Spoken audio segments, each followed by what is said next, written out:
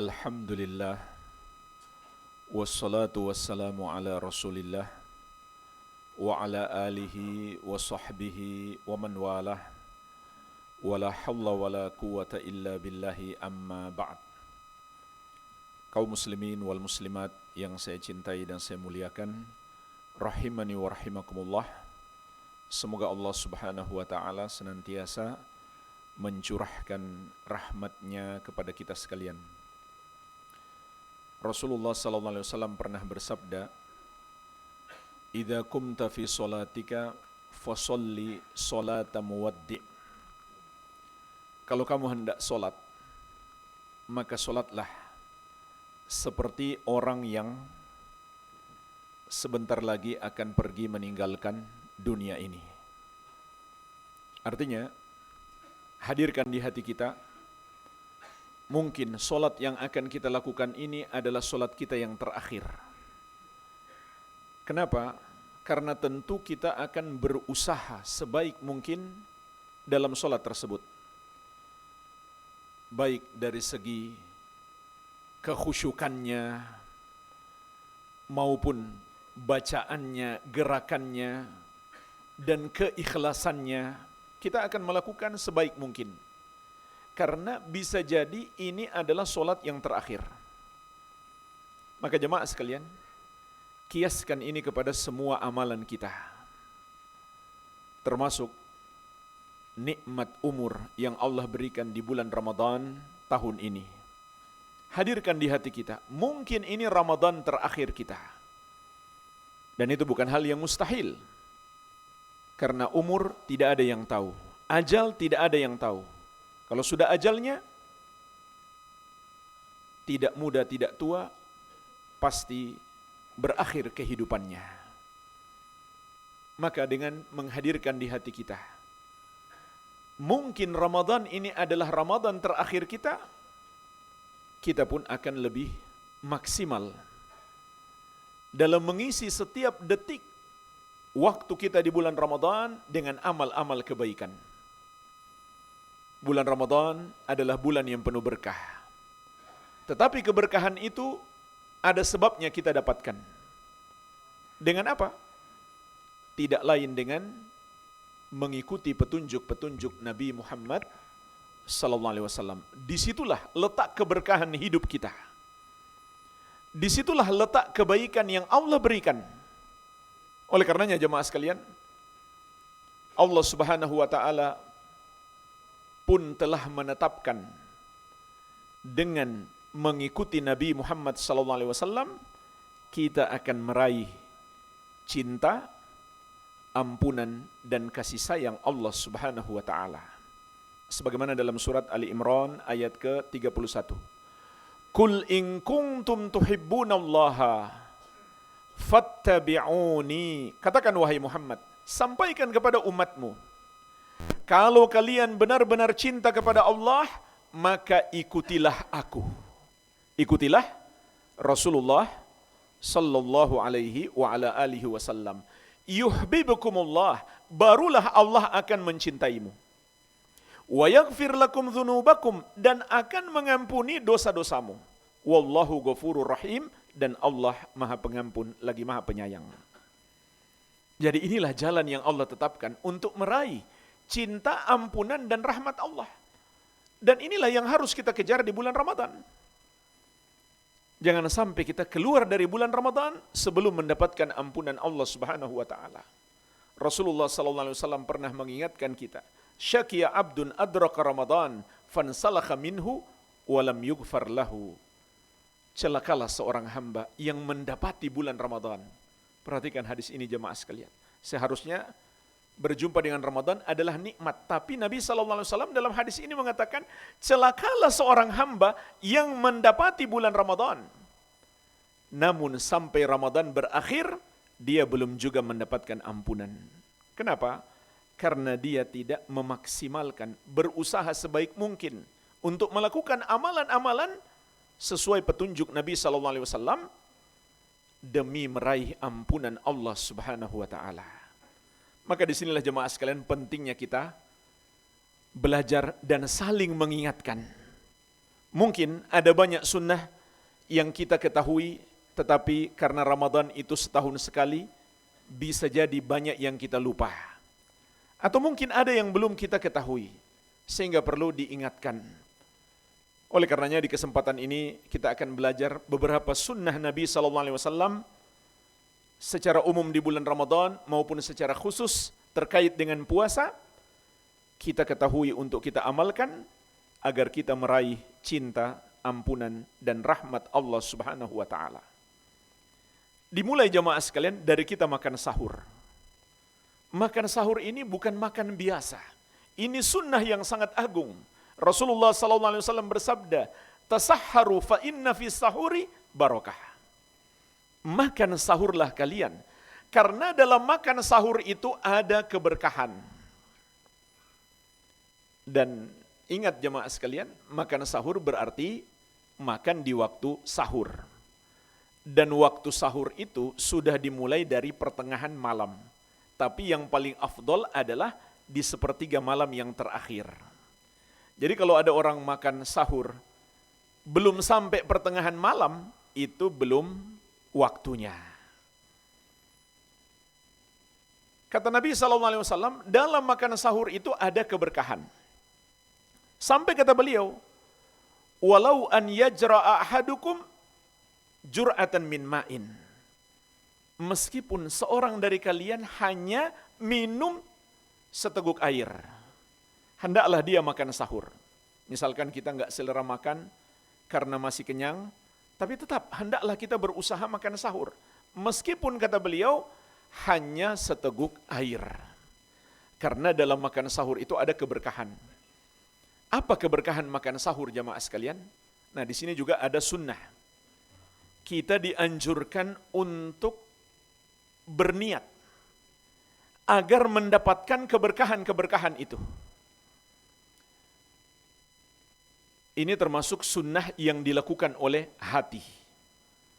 Makin banyak niat baik, makin banyak pahala kita. Karena Nabi SAW mengatakan, innamal a'malu bin niat. Sesungguhnya amalan-amalan itu tergantung niat.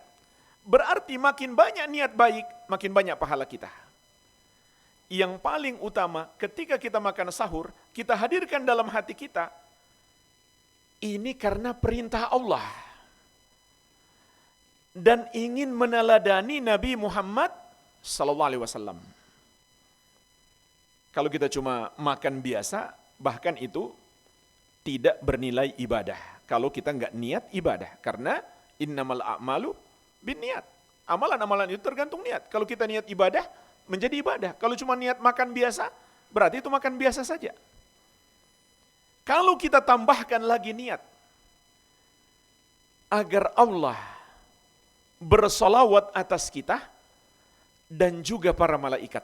Karena Nabi SAW mengatakan, fa innallaha wa malaikatahu yusalluna alal mutasahhirin. Sesungguhnya Allah dan para malaikatnya bersalawat atas orang-orang yang makan sahur.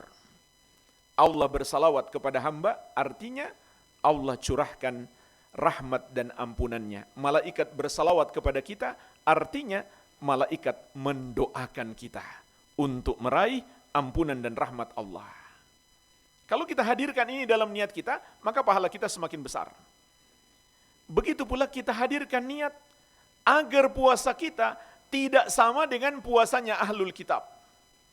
Karena Nabi SAW mengatakan, faslu ma baina siyamina wa siyami ahlil kitab aklatus sahar. Yang membedakan puasa kita dengan puasa ahlul kitab adalah makan sahur. Demikian seterusnya jemaah sekalian, makin banyak niat baik, makin banyak pahala kita. Dan ini sunnah yang banyak orang lalaikan. Dan sunnah yang sangat mudah, cuma hadirkan di hati kita niat. Kita dapat pahala, makin banyak niat baik, makin banyak pula pahala kita. Kemudian, di dalam makan sahur pun masih ada sunnah-sunnah yang lain. Di antaranya adalah dianjurkan makan korma. Bukan bermakna korma harus satu-satunya, tentu tidak. Tapi hendaklah di antara menu utama kita adalah korma. Sebab Nabi SAW mengatakan, Ni'ma sahurul mu'min at-tamar. Sebaik-baiknya sahur orang beriman adalah kurma. Dan juga termasuk sunnah, kita makan semakin mendekati waktu subuh.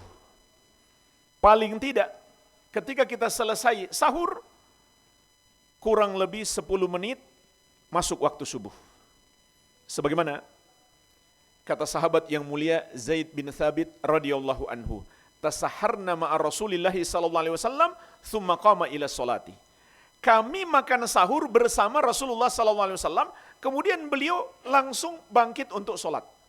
Artinya, jarak antara makan sahur beliau dengan sholat subuh sangat dekat.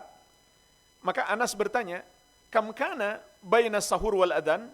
Berapa sih jarak antara sahur Nabi sallallahu alaihi wasallam dan adhan? Kata Zaid bin Thabit, qadru khamsina ayah, seukuran membaca 50 ayat. Para ulama menjelaskan, seukuran membaca 50 ayat itu kurang lebih 10 sampai 15 menit. Itulah jemaah sekalian, waktu sahur terbaik. Tatkala kita selesai sahur, kurang lebih 10 sampai 15 menit adzan subuh. Agar kita waktunya pas. 10 sampai 15 menit cukup untuk siap-siap. Mungkin buang hajat, gosok gigi, dan perjalanan menuju ke masjid. Itu pas.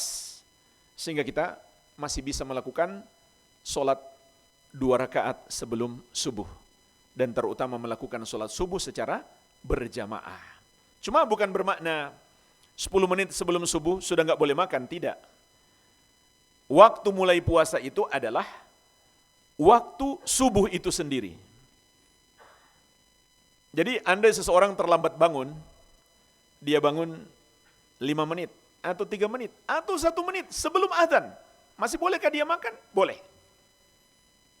Karena batas akhirnya adalah subuh, masuk waktu subuh. Bukan adzan ya, karena adzan muadzin bisa saja terlambat, bisa saja terlalu cepat, tapi masuknya waktu subuh. Sebagaimana firman Allah Subhanahu wa taala, "Wa kulu washrabu hatta yatabayyana lakumul khaytul abyadu minal khaytil aswadi minal fajr." Makan dan minumlah kalian sampai menjadi jelas benang putih dari benang yang hitam, yaitu munculnya fajar, yaitu masuk waktu subuh.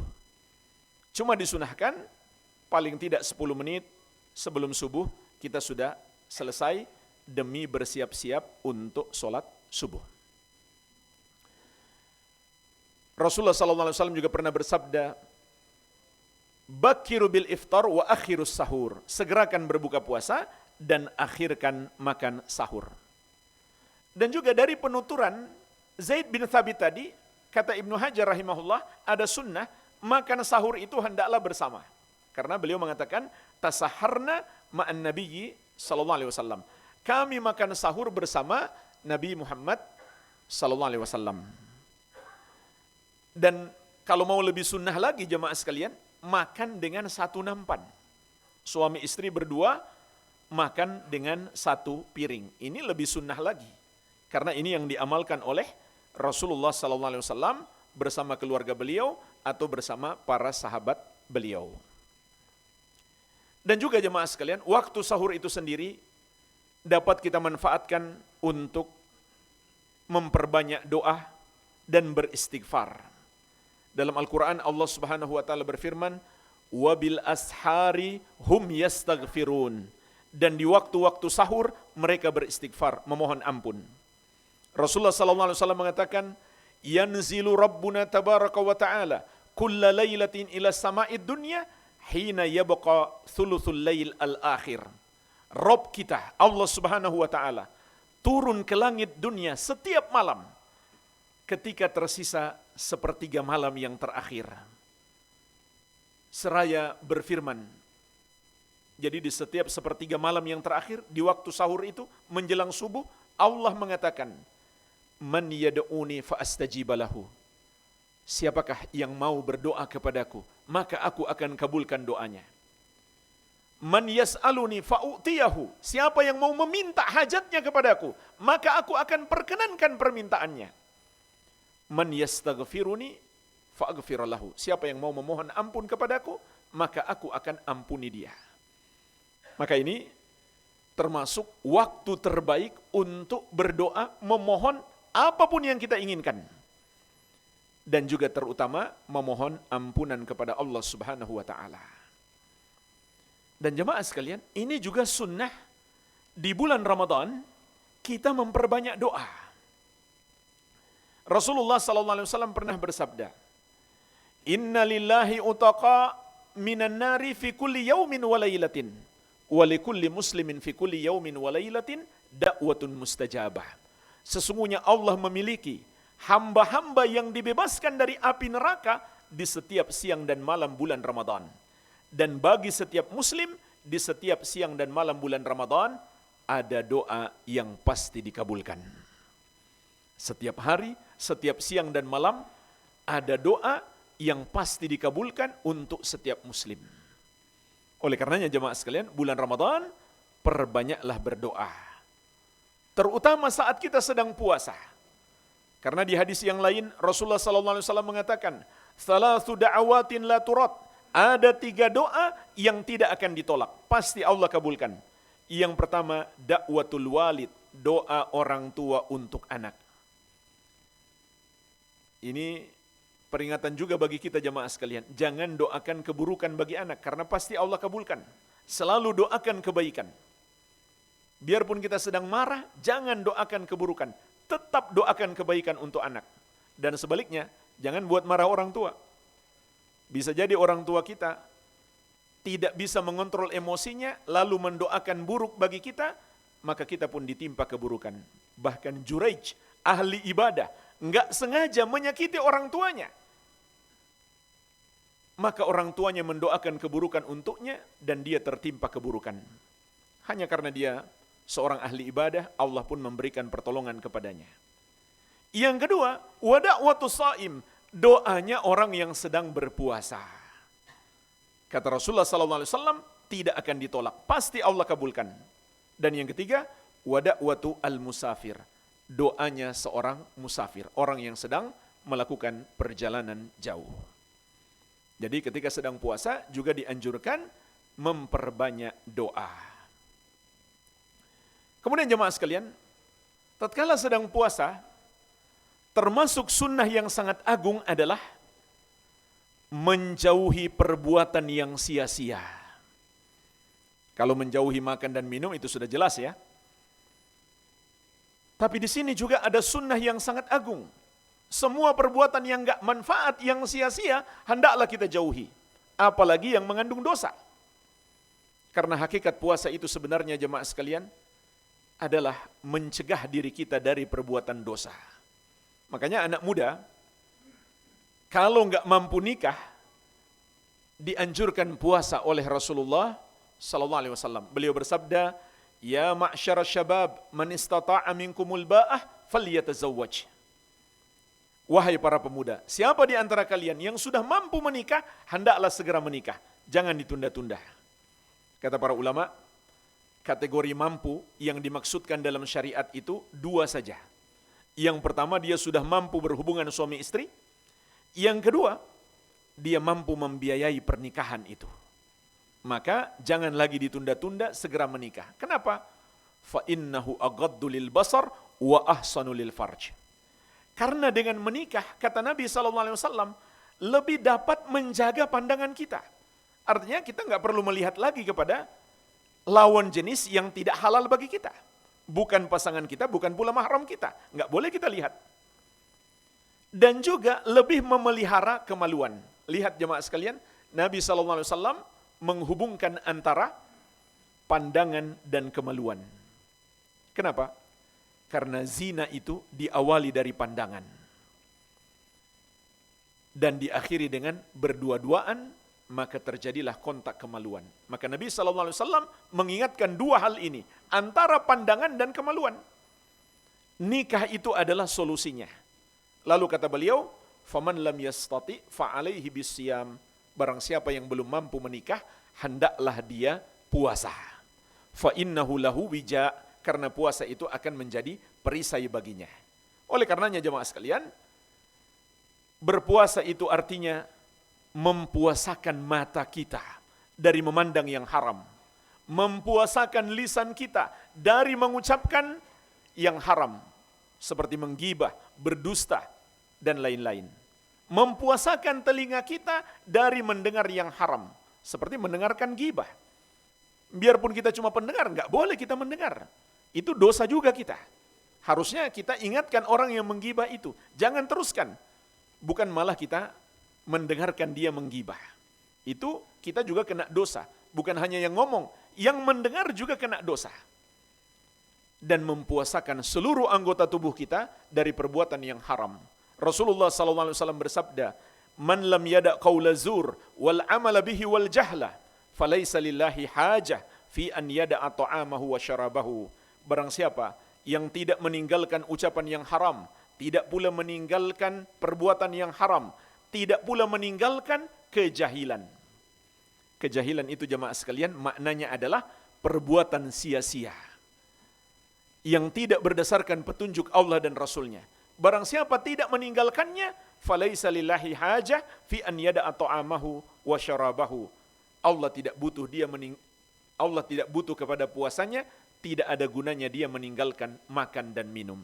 Jadi jemaah sekalian, jangan sampai puasa kita sia-sia karena tidak meninggalkan yang haram, tidak pula meninggalkan perbuatan-perbuatan yang sia-sia.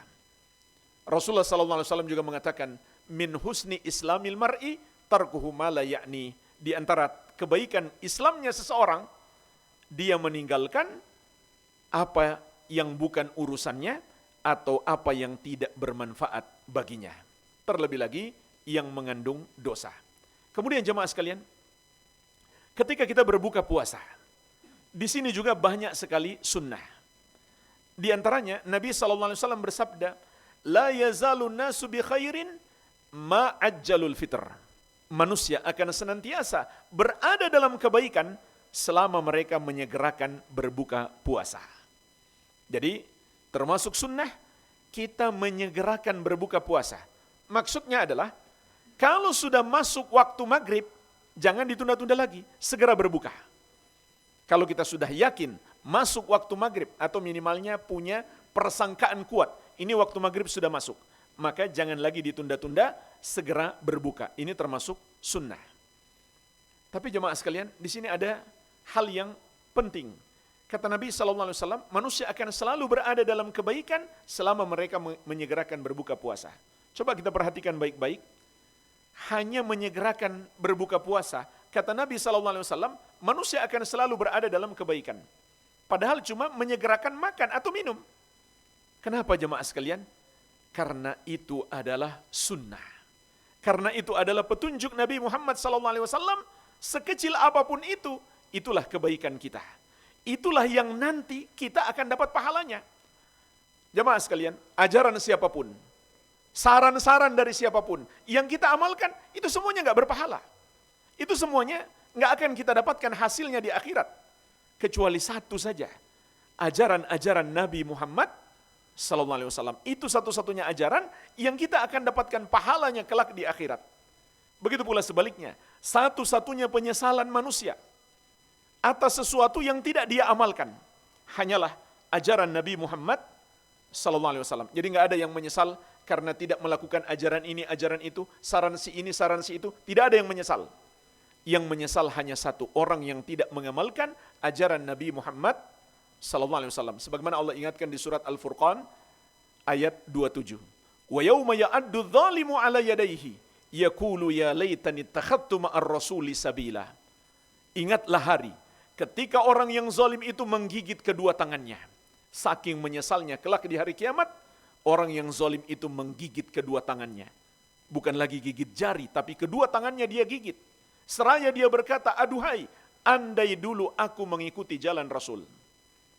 Dan juga hanya ajaran inilah yang satu-satunya Allah akan mintai pertanggungjawaban. Allah nggak akan pernah bertanya kepada kita, ajaran si fulan, ajaran yang diamalkan oleh mayoritas orang, yang diwariskan turun-temurun, kamu amalkan atau tidak? Allah nggak akan tanya itu.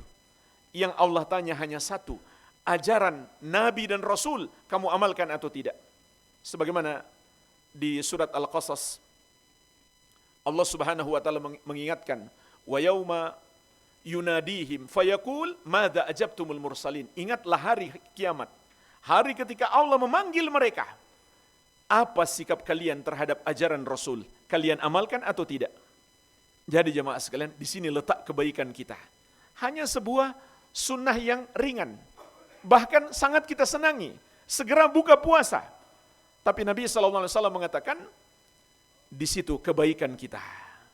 Artinya kalau kita tinggalkan, hilang kebaikan kita. Dan juga ada menu yang disunahkan. Kata Anas bin Malik radhiyallahu anhu, karena Rasulullah SAW yuftiru ala rutabat qabla an yusalliha. Rasulullah SAW berbuka puasa dengan kurma muda sebelum melakukan sholat maghrib. Fa in lam takun rutabat fa'ala tamarat. Kalau tidak ada kurma muda, maka beliau berbuka dengan kurma matang. Fa in lam takun hasawatin min ma'in. Kalau tidak ada kurma, maka beliau meminum beberapa teguk air. Inilah yang disunahkan.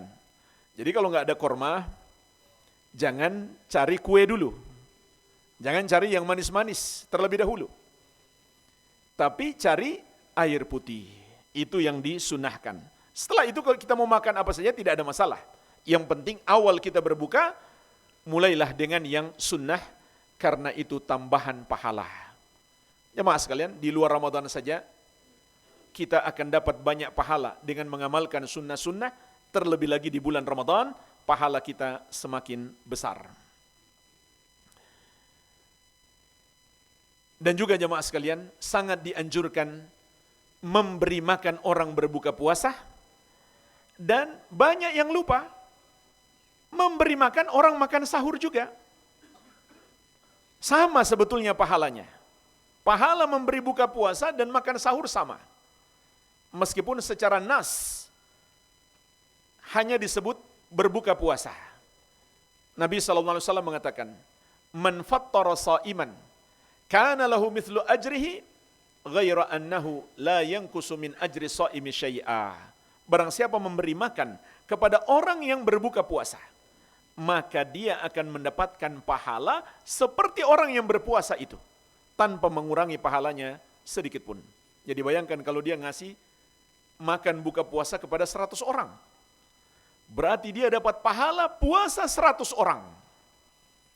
Tapi jemaah sekalian, ini enggak sebatas buka puasa. Sahur juga. Karena Nabi SAW mengatakan secara umum, man jahaza ghazian fi sabilillah faqad gaza. Barang siapa membantu orang yang berjuang di jalan Allah, maka dia telah ikut berjuang. Nah, makan sahur ini banyak orang yang tidak membantu orang lain yang kesusahan untuk makan sahur. Tapi untuk buka puasa banyak yang membantu. Maka cobalah kita cari, barangkali ada saudara-saudara kita yang butuh makan sahur, berikan bantuan. Dan di bulan Ramadan jamaah sekalian, lebih dianjurkan untuk memperbanyak sedekah. Kata Ibnu Abbas radhiyallahu anhuma, kana Rasulullah sallallahu alaihi wasallam ajwadan nas wa kana ajwadu ma yakunu fi Ramadan. Rasulullah sallallahu alaihi wasallam adalah orang yang paling dermawan, dan di bulan Ramadan beliau semakin dermawan. Jadi sangat dianjurkan di bulan Ramadan ini kita meningkatkan sedekah kita. Dan bisa jadi jemaah sekalian, sedikit sedekah kita itu ternyata menjadi benteng bagi kita dari api neraka. Sebagaimana sabda Nabi sallallahu alaihi wasallam, "Fattakun nar walau bisyikki tamratin." Bentengi dirimu dari api neraka meskipun hanya dengan bersedekah sepotong kurma. Jadi jangan berkecil hati, meskipun kita bukan orang kaya raya. Semampu kita saja, sedikit kita bersedekah, bisa saja itu menjadi benteng bagi kita dari api neraka. Jangan sia-siakan bulan Ramadan ini, pahala sedekah kita akan dilipat gandakan oleh Allah Subhanahu wa taala. Begitu pula jemaah sekalian, yang sangat dianjurkan di bulan Ramadan ini adalah membaca Al-Quran dan mempelajari Al-Quran. Karena Allah Subhanahu wa taala mengatakan, "Syahrul Ramadan alladzi unzila fihi Al-Quran." Bulan Ramadan adalah bulan diturunkan padanya Al-Quran. Dan terakhir jemaah sekalian, yang banyak orang lalaikan, yaitu babak final Ramadan. Babak final, tapi banyak orang lalai. Sampai kata Imam Ibnul Qayyim rahimahullah, jangan sampai seekor hewan, kuda pacu, lebih cerdas daripada kita. Karena dia mengetahui kalau sudah menjelang finish, dia harus mengerahkan semua kemampuannya supaya menang. Begitu pula jemaah sekalian, puasa kita, itu perumpamaannya. Menjelang finish, yaitu 10 hari terakhir Ramadan, hendaklah kita lebih meningkatkan semangat ibadah kita. Ummul Mukminin Aisyah radhiyallahu anha mengatakan, karena Rasulullah sallallahu alaihi wasallam yajtahidu fil ashril awakhir ma la yajtahidu fi ghairihi. Rasulullah sallallahu alaihi wasallam bersungguh-sungguh ibadah di 10 hari terakhir melebihi hari-hari sebelumnya. Tapi sayangnya yang dilakukan banyak saudara kita kebalikannya. Bersemangat di awal, di akhir sudah bukan semangat ibadah, tapi sudah semangat berlebaran. Padahal belum tentu dosa-dosanya diampuni, tapi dia menyambut dengan kegembiraan. Maka jemaah sekalian, detik-detik terakhir manfaatkan dengan sebaik-baiknya. Dan kata para ulama, ini masuk dalam makna hadis, wa innamal a'mal bi khawatimiha. Amalan-amalan itu tergantung penutupannya. Sehingga meskipun di awal dan tengah Ramadan kita banyak kekurangan, tapi kita tutup dengan yang lebih baik, maka Allah akan maafkan kekurangan di awal dan di tengah. Karena kata Nabi SAW, sesungguhnya amalan-amalan itu tergantung penutupannya. Oleh karenanya jemaah sekalian, sangat dianjurkan untuk melakukan iktikaf. Rasulullah SAW itu orang yang super sibuk. Beliau seorang nabi dan rasul, seorang pemimpin negara, pemimpin masyarakat, dan mengurus 9 istri. Tapi bersamaan dengan itu, beliau setiap tahun, setiap 10 hari terakhir Ramadan melakukan iktikaf. Dan iktikaf Nabi SAW itu betul-betul nggak keluar-keluar dari masjid, mulai malam ke-21 sampai berakhir Ramadan. Kecuali beliau keluar untuk kebutuhan manusia, seperti untuk buang hajat, mandi, dan lain-lain. Kalau tidak, beliau fokus di masjid demi untuk ibadah. Apa hakikat iktikaf jamaah sekalian? Kata Ibnu Rajab rahimahullah, iktikaf itu artinya adalah qat'ul alaik anil khalaik lil ittisal bi khidmatil khaliq. Memutuskan semua interaksi dengan makhluk demi fokus ibadah. Ini spesial 10 hari terakhir Ramadan disunnahkan. Bahkan ini kata para ulama, sunnah muakkadah, sunnah yang sangat ditekankan. Karena Nabi SAW tidak pernah meninggalkan di setiap Ramadan. Bahkan kalau beliau berhalangan karena sakit, Ramadan tahun berikutnya beliau akan mengqadha sehingga menjadi 20 hari terakhir Ramadan. Fokus ibadah, tidak ada aktivitas duniawi. Bahkan interaksi dengan manusia pun dikurangi, dibatasi demi fokus ibadah. Mungkin muncul pertanyaan, bagaimana kalau siang masih harus kerja? Boleh nggak iktikaf malam saja? Jawabannya jemaah sekalian, boleh daripada nggak sama sekali. Dan dengan iktikaf kita akan lebih fokus untuk ibadah. Akan tetapi, misalkan kita berhalangan iktikaf, tidak menghalangi kita di rumah pun atau mungkin di perjalanan untuk memperbanyak ibadah. Terutama di waktu malam demi meraih Lailatul Qadar yang pahalanya lebih baik daripada 1000 bulan. Jemaah sekalian, tentu masih banyak lagi sunnah-sunnah yang perlu kita pelajari. Mungkin ini yang bisa saya sampaikan. Jika ada tanya jawab, saya persilakan.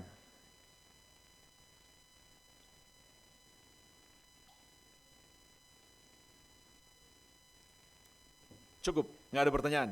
Udah pintar semua ya. Alhamdulillah. Semoga bermanfaat. Lebih dan kurangnya saya mohon maaf. Wabillahi taufik. Subhanakallahumma bihamdik. Asyhadu an la ilaha illa anta astaghfiruka wa atubu ilaik. Wa sallallahu ala nabiyina Muhammadin wa alihi wasallam. Walhamdulillahi rabbil alamin. Wassalamualaikum warahmatullahi wabarakatuh.